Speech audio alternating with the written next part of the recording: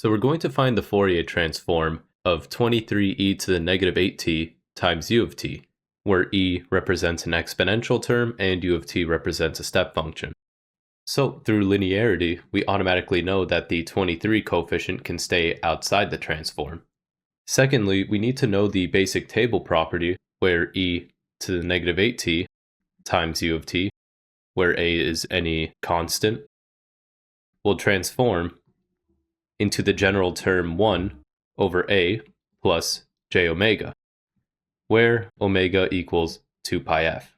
You can use either of those terms. Given that, we know a equals positive 8, since we already expect a negative term to be in front of it.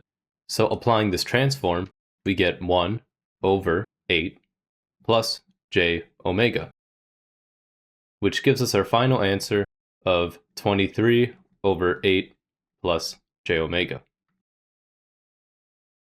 Now, this was probably one of the most basic examples of this application, and I'll continue to make more videos on more increasingly difficult examples, so stay tuned for that. But for now, I hope you found this video helpful. If you did, please like and subscribe, and I'll see you in the next one.